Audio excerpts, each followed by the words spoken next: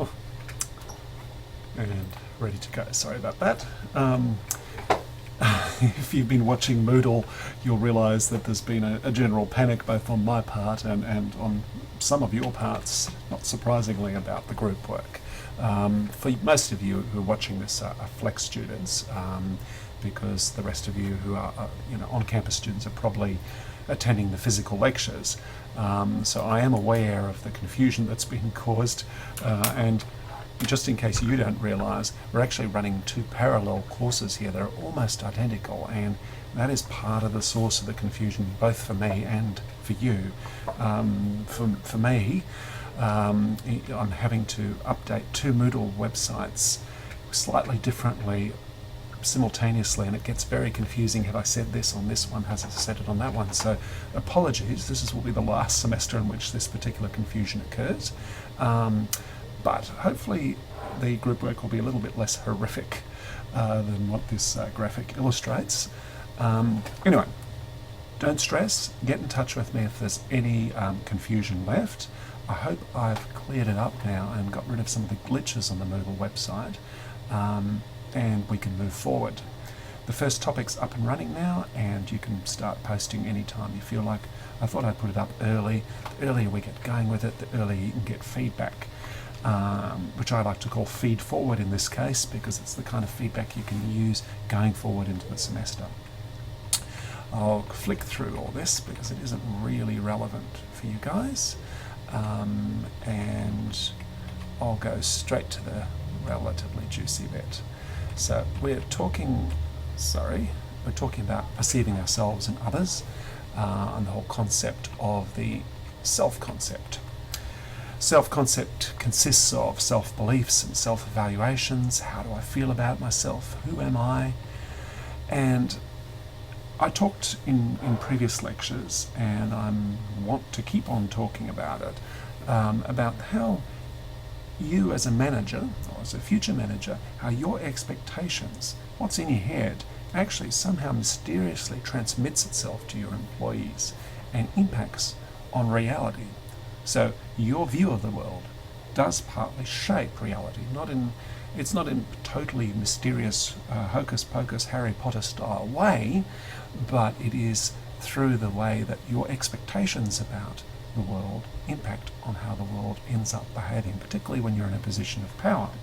Now, those expectations about yourself also govern how you do and how you behave, and subsequently your self-concept actually pushes through into the reality about yourself. So be careful to be, make sure that you become more aware.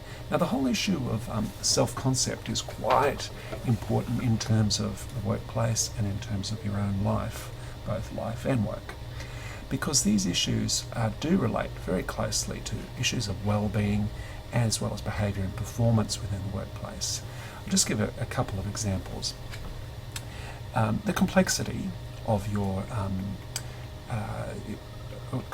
self-concept relates to the number of different selves you have, or roles you have in life. So, for example, you may have yourself role as a mother, or as a father, or as a brother, sister, etc., etc. That's a personal home life issue. But you also have a role on the weekends as a rugby player or a tennis player, for example, and then a work role as a supervisor or fire hazard safety officer. But then your formal role as a HR manager or a production manager, for example. So you have a number of different roles, and the degree to which these are clear and separated from each other is a predictor, as I say, of issues like well-being, behaviour and performance. If you think about these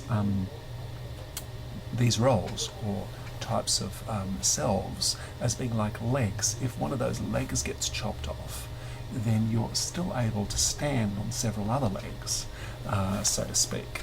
So people who have very, very simple self-concepts tend to be vulnerable, because if that particular self gets damaged, or the image of oneself that one has in that particular single role, then it impacts on your whole life. But if you have a complex, multiple roles, not quite so.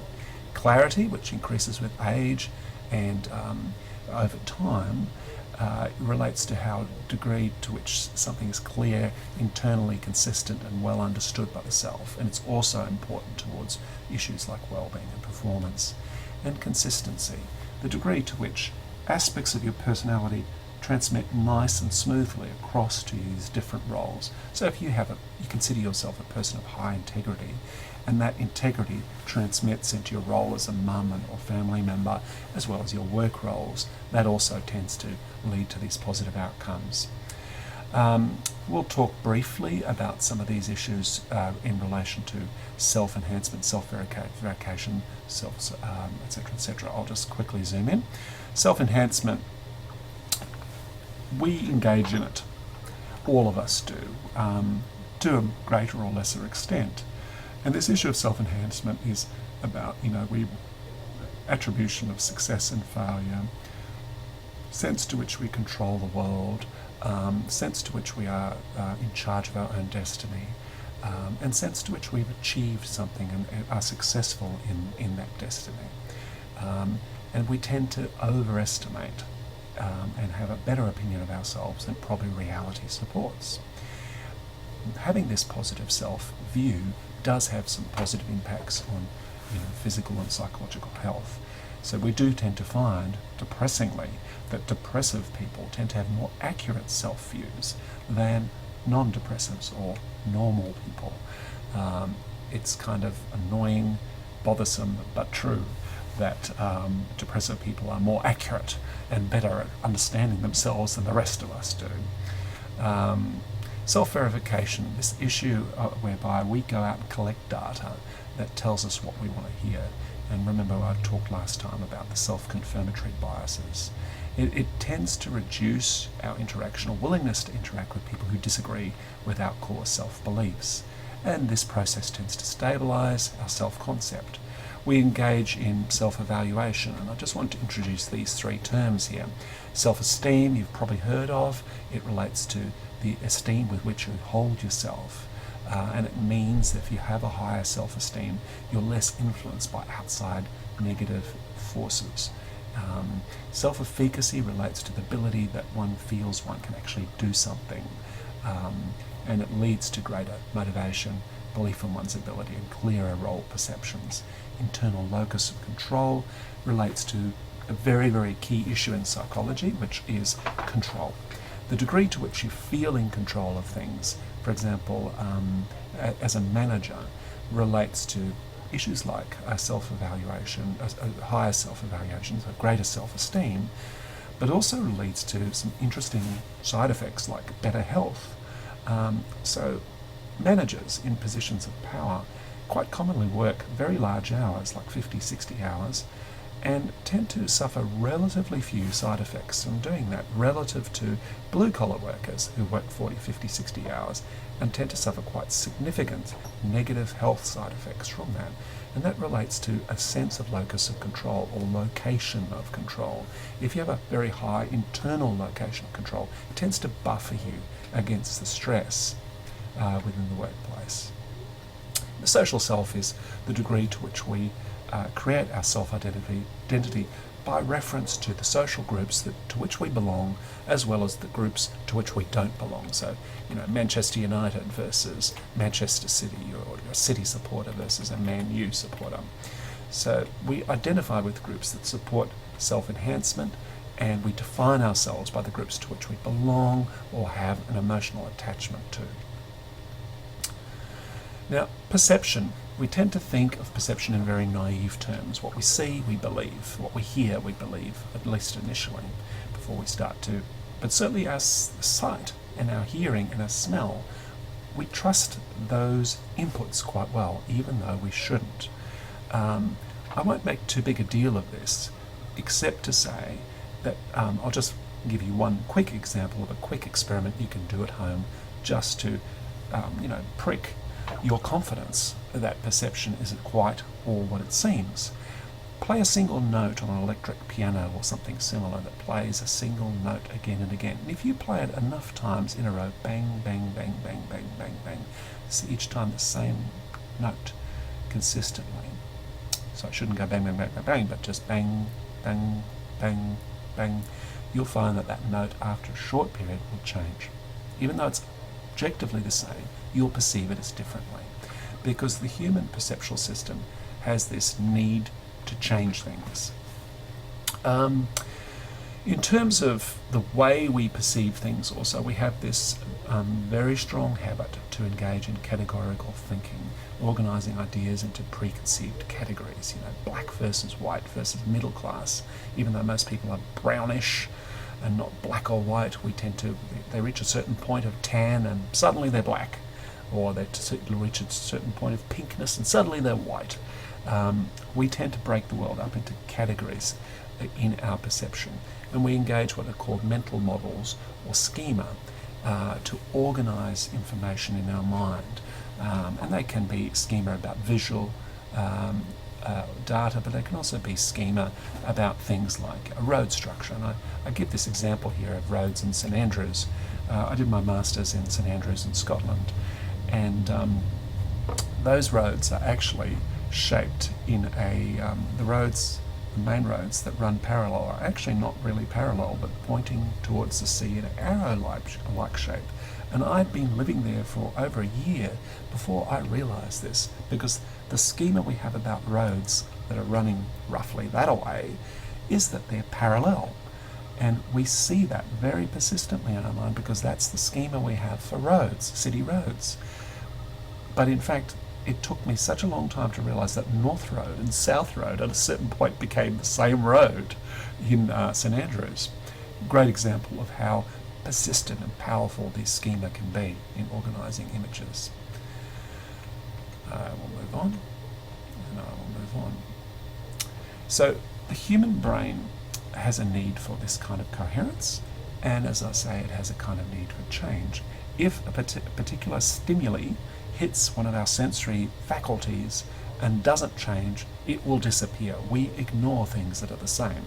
So, for example, just on a managerial level, if one of your staff does brilliantly one week, you will certainly notice it. But if they do brilliantly every week, you will very quickly become blind to their brilliance.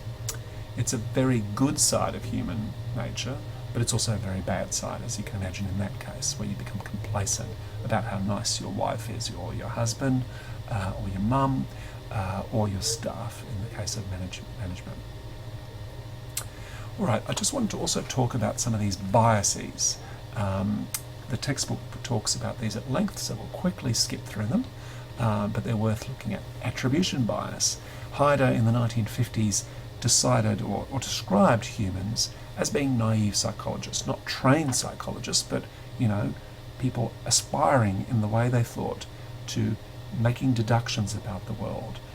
And attribution theory, which came out of Haider's original work, stated that when individuals observe behaviour, they attempt to determine where that behaviour or where that act comes from. Does John hit someone because he's the angry type of person, or because he was provoked, internal or external? Kelly's covariation model is probably the high point of, and one of the most influential points of this Haider's attribution theory. And Kelly focused on these three characteristics: distinctiveness, consensus, and consistency. So distinctiveness relates to the degree to which you show a behaviour in only a particular situation and not other situations. So, for example, if you're deciding whether you're going to be, let's say you fail a course, and your mother has to decide whether it's because you've been lazy or because the class was useless, the university was useless, or the lecturer was useless. So internal or external attribution. In the case of distinctiveness, your mum might say, well, she or he only failed this particular class, so it must be the lecturer's fault. That's distinctiveness. Consensus. If everybody failed that class, once again, your mum will think, well, it's not my daughter or son. It must be some external cause. And consistency is, if you fail all your classes, then it must be you. So we use these three kind of variables to deduce whether it's the situation or whether it's internal attribution. Now, the fundamental attribution error, a beauty, and a very persistent one, is the tendency for us to underestimate the influence of external factors and overestimate the influence of internal factors when making judgments about other people's behaviour. So when we see someone hitting someone, we tend to think it's because they're a difficult, nasty, bad-tempered person, rather than looking at the situation. So we tend to underestimate situational factors in making judgments about others. Selective perception is where we grab bits of data from the world around us on the basis of our assumptions, our schema, for example, or our interests or background, experience, attitudes. Attitudes is attitudes to the world. So if we tend to be a bit racist, we'll try and look for examples of people of particular races doing things that selectively match what we already think about them. Self-serving bias, it's a little bit like that fundamental attribution error, but it's one about ourselves.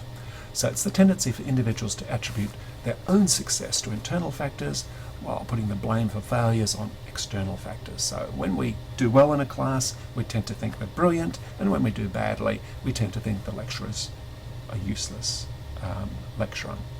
The halo effect, you need to distinguish the halo effect from the primacy effect in particular. The halo effect is the effect of forming a general impression about an individual on the basis of a single characteristic.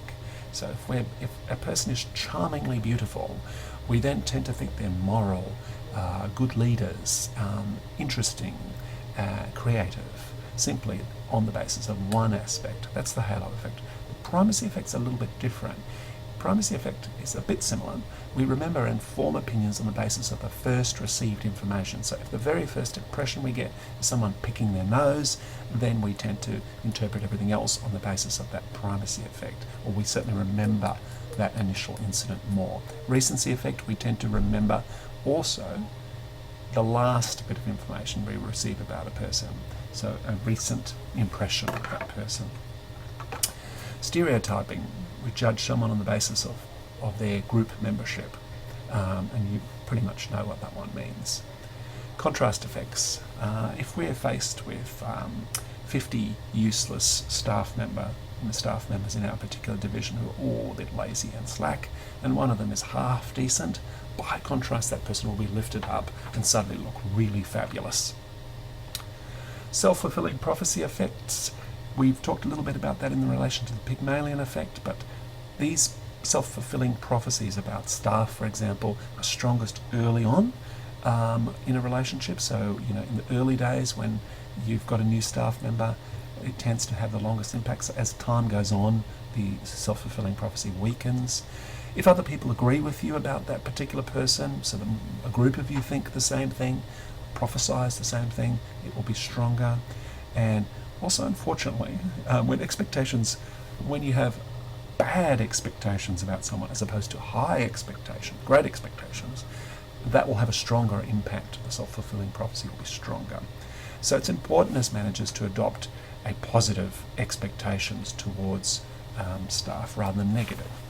Now, the textbook talks a little bit about the need to improve your perception skills as a manager. So you need to be aware of your weaknesses. You need to be aware of those attribution errors and errors that we talked about before, and try and bring yourself to equal status with the target of your perception, and be aware of your blind spots. Have a look at the textbook where it talks about the Johari window, quite a useful little tool to try and work out one's blind spots, and force yourself to have meaningful interactions with your staff if you're trying to get a realistic perception and not just rely on some of these more prejudicial type of interactions, and have close and frequent interactions with your staff.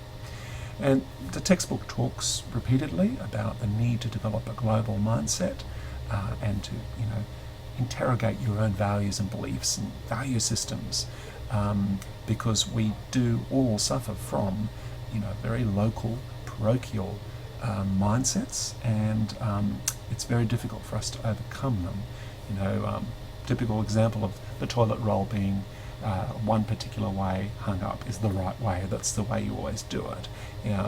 And you sort of feel that any other way of doing that particular thing, or people who leave dishes to dry instead of using a dishcloth to dry them. Some people feel it's inherently dirty to do that. Some people feel it's inherently dirty to use a dishcloth. Be aware of your own prejudices and compare your mental models with those from other cultures. And when possible, engage in real, close, frequent interaction, real cross-cultural training, rather than just tourism, for example, which it doesn't show, ordinary superficial, seeing the sights, taking lots of photos tourism does very little to develop a good international global mindset, whereas real quality interaction, so you go and actually work for a few months in another country, that will actually have a much greater impact. So the second part of the lecture I want to talk about, this is another chapter, is about emotions and attitudes. And I'm going to try and run this into the same video, even though it will become a relatively longer one. So emotions, I do from memory think this is a little bit disorganized, but emotions are very difficult to define, but they relate to psychological behavior and physiological, so arousal episodes experienced towards an object, a person or event that create a state of readiness. Emotions are experiences and they are experienced. They represent changes in our physiological state, so that's the arousal substrate as we call it, the psychological state, that's the cognitive state, and then the behavioural state, the physical, outward, observable state. Emotions tend to put us in a state of readiness or a state of response towards certain objects, people. Now, emotions can be either pleasant or unpleasant, or they can be highly aroused or not aroused. So, for example, a pleasant but non-aroused state would be to be relaxed. An unpleasant but aroused state would be stressed, for example. A good way to think about it. Attitudes. Now, attitudes are a little bit like emotions, but they have a more stronger cognitive aspect to them. And they relate to, basically, they include emotions, they generally include emotions, but they also include beliefs, which are kind of established perceptions about what we call the attitude object. And they also factor in intentions generally. Just bland attitudes that just sit there in your mind don't tend to be called attitudes. Attitudes, at least theoretically, have a good strong link with behaviours, but not quite a simple link as you'd expect. So I'm just going through the emotions bit again, because that's a mistake on my part in how I've ordered these slides. But just to flip back to the emotions things quickly, personality is and we talked about neuroticism, for example, in the last lecture, but neuroticism, for example, is generally associated with less positive emotions, and extroversion with more positive emotions. We tend to be more positive emotions on Friday than on Monday, and this is a very, very strong finding in Western cultures, but you'll find in, for example, Muslim cultures or some other religions, when Friday is actually Sunday's a work day, and Friday is the first day of the weekend, so to speak, the shift in positive emotions changes. Stress, of course, tends to lead to negative emotions. Engaging in social activities tends to improve one's positive emotions, as well as getting adequate sleep and exercise. In fact, exercise has been shown to be almost as good as antidepressants in reducing depression. One tends to develop more positive emotion as one gets older, which is great to hear, because that's what we all are getting. And gender is an interesting one in relation to emotions as well. But I did want to just quickly point out a fabulous, one of my favourite studies of Israeli judges and their likelihood of granting parole to prisoners that are brought before them. And this study had a look at many different factors. Beautiful study. Many different factors. They looked at, was the prisoner Arab or Israeli? Was the prisoner old or young? Was it male or female? Were they recidivists, as in repeat offenders or not? Blah, blah, blah. They factored all these factors in, and this is the pattern they found for the daytime, between 9 in the morning and 5 in the evening, of likelihood to get parole. So around beginning of the day, the parole levels were around 70%, and then around 11 o'clock they fell to 0, and at 5 o'clock they fell to 0, blah, blah, blah. What's interesting is these points where suddenly it's up are breakfast, morning tea, lunch type of levels. So what you eat and when you eat does have an impact on one's emotion quite clearly as well.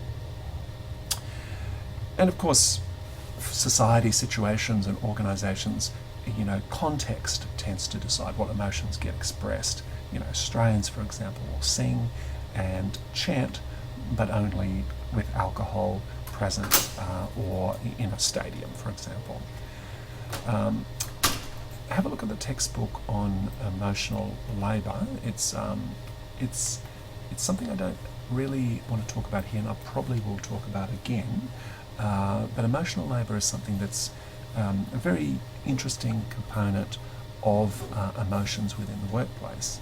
Very quickly, emotional labour defined is the kind of behaviour that you're required to do at work, and for which part of your payment to do at work that doesn't relate to the raw behavioural aspects of it, but the degree to which you're required to express certain emotions in the workplace. So nurses, just to give one very good example, are required to be caring, considerate and patient towards the patients.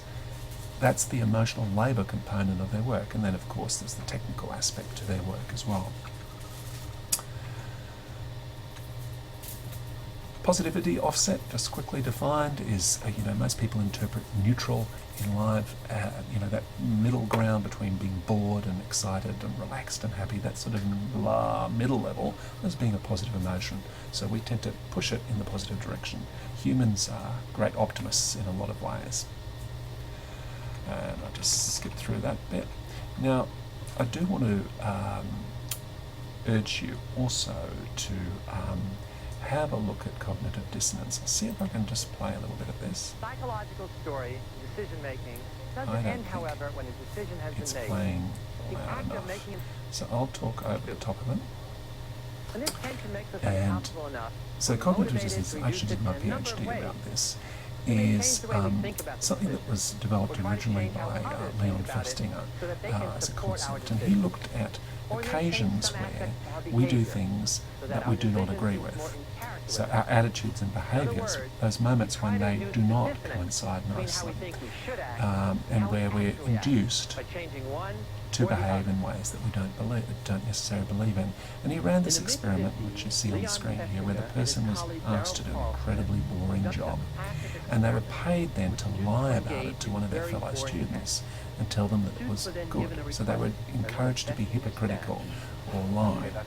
And then they either paid them a lot of money or not a lot of money to tell that lie, and then asked them afterwards, did you actually find the task good or not good? Did you find it, what's your real opinion? Did you find it interesting or not interesting, that task? And they found that the people who were highly rewarded to lie tended to think that the job was more boring than those who were only slightly rewarded to lie. And what Festinger claimed was that that humans need to try to keep things coherent in their brain. So basically have an integrated brain set of their behaviour and their attitudes all nicely fitted. But when those things differ, when behaviours start to conflict with attitudes, a dissonance or a negative arousal occurs in the brain, which we're motivated to reduce by changing our attitudes. So the reason this was interesting was it was one of the first studies to show that behaviours could cause a change in attitude, because it was always assumed that a change in attitude would cause change in behaviours, but sometimes it's the other way around, cognitive dissonance. Now, emotions in themselves also tend to provide information to the individual on valence, positive or negative. So, emotions can drive our behaviour also, just as attitudes can drive our behaviour, by putting a positive or negative spin on what we're getting from the context. So, for example, if we meet someone, we may, because a particular cologne they're wearing, we may form a very negative emotional a reaction to them, which then colours the way we handle that person and changes our behaviour as a result. So emotions can directly impact on behaviour, so facial expressions, or they can indirectly impact through changing the valence of how we assess things. And remember last week I talked about thin slice judgments. Emotional intelligence, which is topic 1. You're going to become very familiar with this, but this is the ability to be self-aware and recognise your own and other people's emotions, manage emotional cues and information in a way that takes account of the environmental limitations. So basically it's skill with emotions, skill with your own, skill with other people, skill at interpreting your own. And some people do seem to have this. The issue became popularised by this guy, Daniel Goleman, who wrote a very famous best-selling book, New York Times bestseller on it, worth a read, definitely. But researchers don't tend to have a good grasp yet on definitions of what EQ really means. It's hard to measure. It's hard to reliably measure. There's no nice 20-point test that reliably measures it. And it often seems to be pretty much like IQ in reality. It's also an incredibly popular topic, overwhelmingly. It's almost like the emotion about emotional intelligence is overriding the rationality about it. It does seem to be closely related to emotional stability and personality factors like low neuroticism, and also theory of mind development. And theory of mind, I'll skip over the next video, and I think it's going to be quiet again.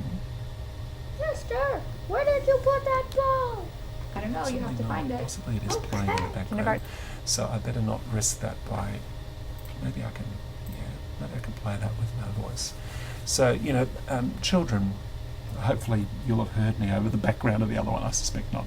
So children, when they're born, babies have very poor understanding that they are distinct from the world. They tend to see themselves as part of the world. But as babies develop and little kids develop, they start to not only work out what they might think in a future situation, start to develop a better idea of their own theory of mind, but also, like this little boy, actually sees a dinosaur there. But on the next page, he thinks that's a lion, but it's actually a sun. And the lady then asks, what do you think your little sister would see when she saw that? What do you think she'd say? And he's already worked out now it's the sun. But he thinks, my sister will be like me. She will think, this is his sister, she will think it's a lion as well. Because he begins to realise other people might think like me and be deceived like me. Or other people might not think like me. And theory of mind is one of those very well recognised concepts within psychology, very old, going back to work by Piaget and beyond that. And I think it's a very important component, at the very least, of emotional intelligence. Skip this slide, I will do so. I think we're very close to the end of this, but job evaluation, job satisfaction. I actually will skip this as well.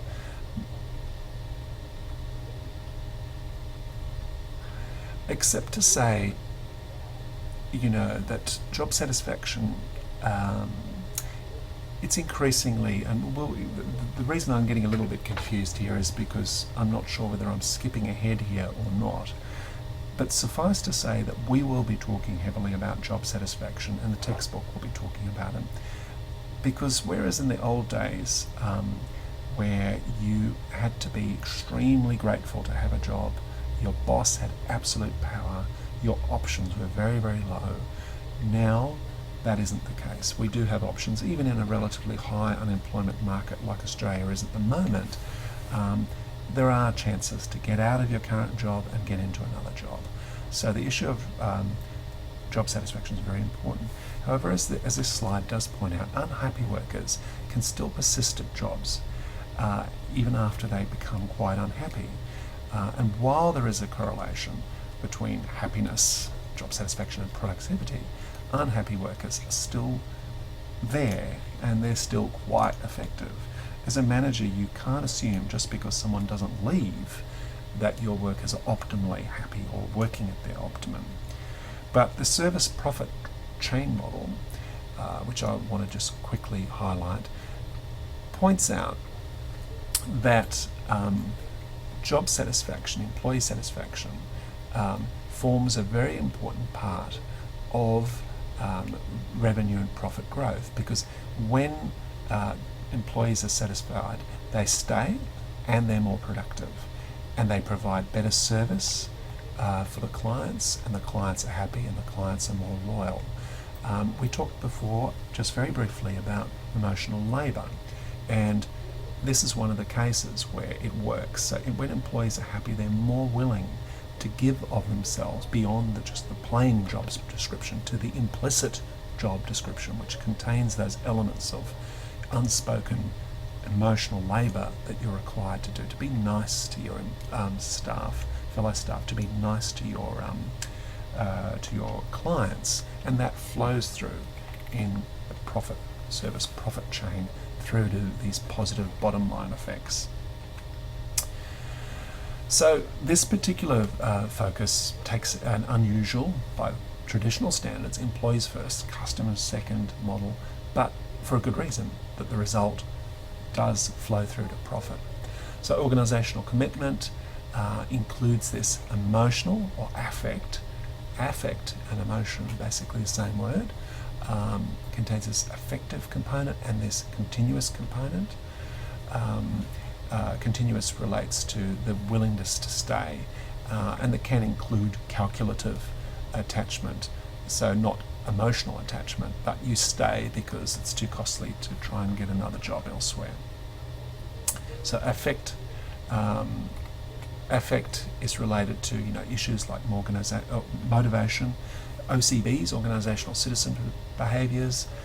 citizenship behaviours, job performance, customer satisfaction, but it can also lead to greater conformity and less creativity. And over the weeks we'll be talking about the positive side of negative things within the workplace.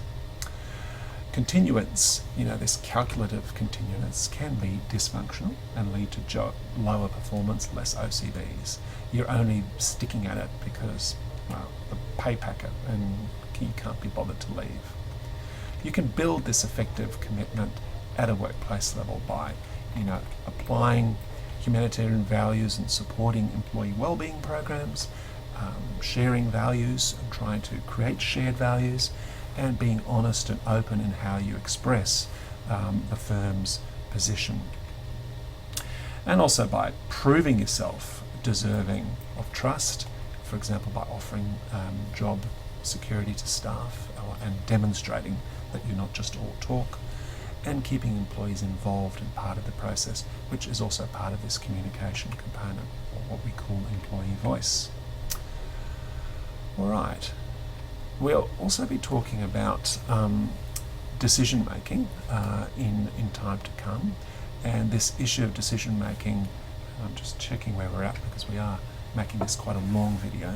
We assume that decision making is purely rational, but as we'll see, emotions can actually cut through into decision making quite dramatically, and some of these biases, like stereotypes, are where this is happening in the background and we need to be aware of it. But technically, the way we think about it, decision-making process is really raw, is we define the problem, identify the criteria, associate different weights to the criteria, develop alternative pathways that we might take, evaluate each of those pathways, choose the best alternative, and then carry that out. Now, technically in business, if all was perfect, we'd have a winner every time we developed a solution to a problem or a new product, for example. But the reality is that this purely rational decision-making model isn't really how it works. I do believe we come back to that, but in reality we take all these kinds of shortcuts in making decisions. Stress, big topic, something that really interests me. Stress can be either eustress or distress. Eustress is positive forms of stress, that kind of level of arousal coupled with, let's say, self-efficacy that make you feel, yeah, I'm really hyped up for it, but I can do it. That's an example of eustress. Or distress is where you feel beleaguered or lost, overwhelmed. So these, eustress is the adaptive response to situations perceived as challenging, or distress as threatening to a person's well-being. It does have both this physiological arousal element and this psychological component. This physiological element can lead to some major negatives like cardiovascular disease, hypertension and headaches. And psychological negatives can include dissatisfaction, moodiness, depression, emotional fatigue and burnout. And these behavioural impacts of stress can include negative lowered work performance, accidents in the workplace, absenteeism, bullying, poor decision making in the workplace. And we talked about the judges getting stressed by lack of food and ending up not giving people parole. Just want to quickly show you the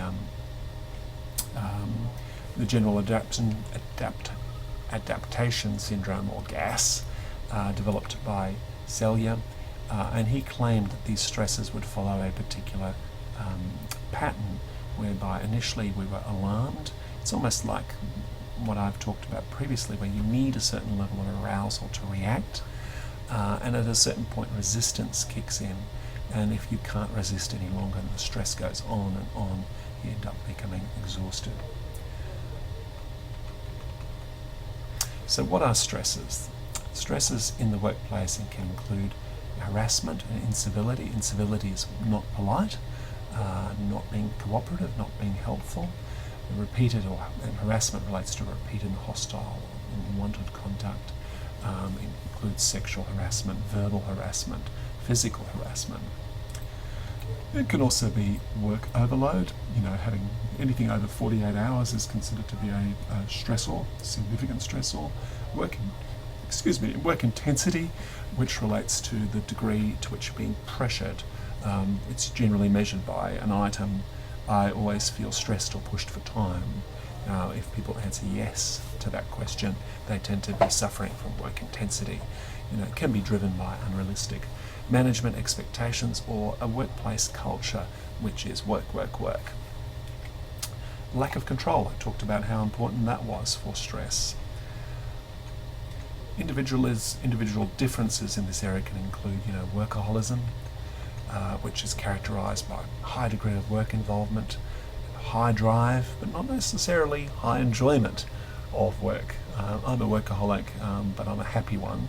I do tend to enjoy work. Now, there's a number of different ways, we're just about the end here, that you can control work stress. You can either remove the stressor, get away from the stressor, and you can do that, if you've got two staff that are bothering each other, you can separate them, literally. That's one clean, easy, not difficult solution. Put one in one department, one in another department. Change perceptions, so give counselling to staff that are getting stressed, or give pills, control the consequence of stress, or encourage them to go to the gym. You can also receive counselling and support.